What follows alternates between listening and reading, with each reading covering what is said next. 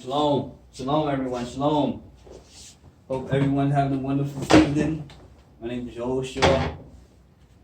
Back with another video. I want to make sure I make some videos because I don't know how long we'll be going for after today. But whenever I can, I love doing it. I love doing these videos. If you have not subscribed, subscribe. If not, thank you for taking the time out to view my channel. Even if it's for 2 seconds. Thank you. Whenever I see a view, I'm very happy. So I just want to say thank you. And today we're going to talk about Parashas bamidbar, which means in the wilderness. And let me read this real quick from the Midrash. It says, becoming like a wilderness also implies that a Jew must be ready to sacrifice material comfort for Torah. The concept of wilderness suggests the opposite of civilization with its material comfort and luxury. A Jew can hope for progress in Torah study and fulfillment of mitzvahs only if he prepares to make sacrifices in worldly matters, which means all the worldly matters when it comes to studying Torah, our mind should be like a wilderness, empty, with just Torah study. So all the worldly matters we couldn't comfort with. A further characteristic of the wilderness is its emptiness. A Jew intellect must be desert-like, free of foreign elements before Torah thoughts can take root in it. Hashem then considers the mountain as a potential site for giving the Torah, but the mountain skipped away like rams. They fled because they knew that they were unworthy of participating in the revelation since idolatrous status had been placed on their summits. Finally, the Shekinah approached the wilderness and it did not retreat. It could receive the Almighty without fear or shame, for it was totally bare, unblemished by any stain of idol worship. Hence, God chose the wilderness for Matan Torah. This allegory conveys the message that a Jew can acquire Torah wisdom only by first preparing his intellect to receive it. He must eliminate any thoughts, ideas, or desires. He must make his mind a wilderness. Then the Shekinah will be able to enter. As we read this Parashas bamidbar, our mind should be like wilderness, because throughout the wilderness, the children of Israel were being tested big time. We see that in chapter 1, it says, Hashem spoke to Moshe, saying, Hashem spoke to Moses in the wilderness of Sinai and attended meetings on the first of the second month in the second year after the exodus from the land of Egypt, saying, take a census of the entire assembly of the children of Israel, according to their families, according to their father's household, by number of the names, every male according to their head count, from 20 years of age and up. Everyone who goes out to the legion in Israel, you shall count them according to their legions, you and Aaron, and with you shall be one man from each tribe, a man who is a leader of his father's household. It says right here in the footnote, God commanded Moses and Aaron with the participation of the tribal leaders to take a tribe by tribe, census of all males above the age of 20. Rashi commented that because of God's love for the Jewish people, he counted them frequently when they left Egypt. After the sin of the golden calf, to see how many were left after the sinner died. And now when he rested, his presence among them. It's like a man that loves money. He loves counting his money. Let's say he got like $50,000 in his bag, and he just loves counting them to make sure it's 50,000. Even when he spends little bits of it. Say like now he got like maybe 43,000. He still counts because he loves money, even after spending it. He loves counting it. That's God with the Jewish people. He loves counting his people. Now, a lot of them died because of the sin of the golden calf, but he loves counting his kids to make sure he has the ones that's worthy. Continuing in the footnotes, it says, according to their head count, it is forbidden to count the people literally by head. So they gave a half shekel coin per head, and the coins were then counted.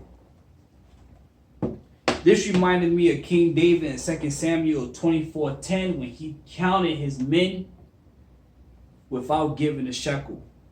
And David is one of the righteous Siddiqs that ever lived, the face of Israel, and pride got to him. And he was in the wilderness. And he counted the men without giving a half shekel.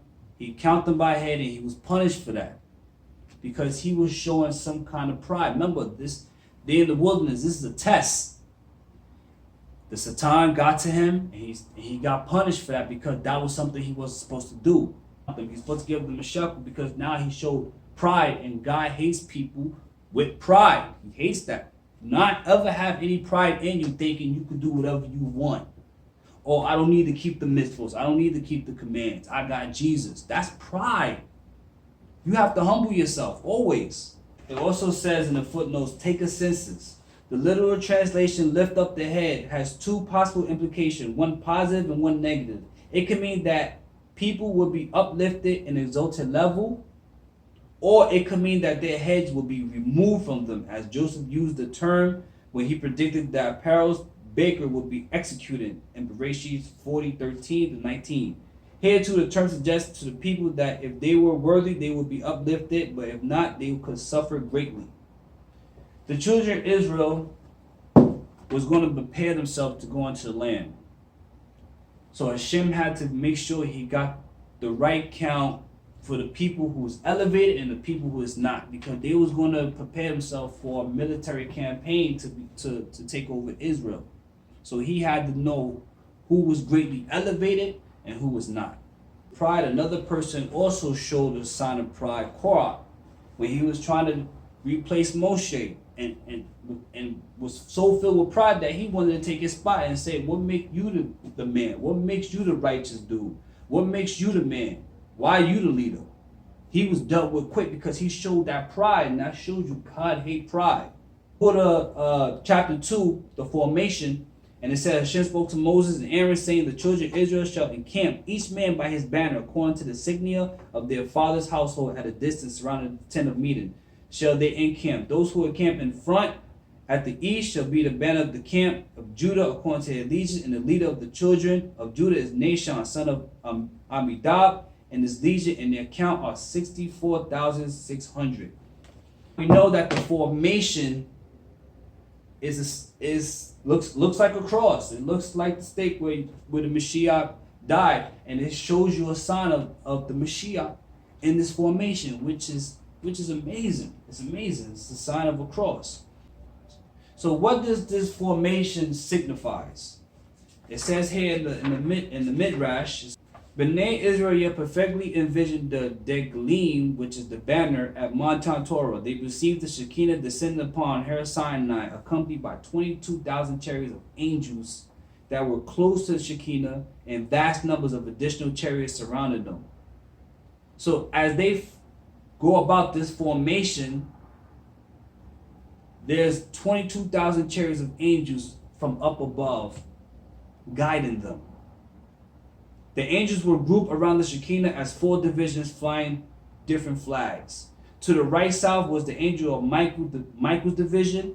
To the left north was the angel Uriel division. And front east was the angel of Gabriel division. And in the back west was the angel Raphael division. The fiery, heavenly banners were perceived by the Jews in various shades of colors. And the inspiring sight of the celestial army caused Bnei Israel to exclaim, if only we were organized under Degalim, the banner with the Shekinah, and now missed just like the angels. Our minds would not be able to handle how it was looking when they was doing this formation on earth compared to the heavenly realm. It must have been unbelievable. When I do the bedtime Shema in the prayer, we also read that these 4 angels protect us before we go to sleep, which is the bedtime Shema. And this is what it says. This is what we say 3 times. It says, in the name of Adonai, God of Israel, may Michael be at my right, Gabriel be at my left, Uri before me, Raphael behind me, and above my head is the presence of God. We say that every night before we go to sleep is in the Siddur. And we say every night before we go to sleep for the 4 angels to protect us and for our souls to return back to our bodies. It's amazing. And I just want to say that, again, the Moshiach, he was tested in the wilderness. As you see the children of Israel being tested in the wilderness, the Moshiach was also tested himself and passed. Just imagine fasting for 40 days, no food, no water, and the Satan is just tempting you. We are to learn what the children of Israel went through in the wilderness and not repeat what they did, because only 2 entered into the promised land. Not all of them made it. What the Moshiach did in the wilderness was amazing, because he fought his evil inclination. And that's something we have to do every day. We have to fight our evil inclination. We have to fight our anger. We have to always be pure of heart. and keep God's mitzvahs. That's what we should be doing every day, sparking the holiness into the world. Because at the end of the day, God sees everything. Nothing is hidden from him. And every day we should do teshuvah to renew ourselves and examine our day yesterday and how we can improve the next day. Parsha bamidbar, I didn't really get too in detail of it, but you know, that's Parsha bamidbar. And thank you for checking out my video. I would do my best to make as much videos as possible. I love doing this. Subscribe to the channel. If you don't want to subscribe, that's fine. Thank you for checking me out. I appreciate it. And I hope everyone continue to have a wonderful evening. Fear God, keep his command, for this is the whole duty of man. This is your purpose. This is your obligation. This is why you're here. Fear God, keep his commandments. My name is Yehoshua. Shalom.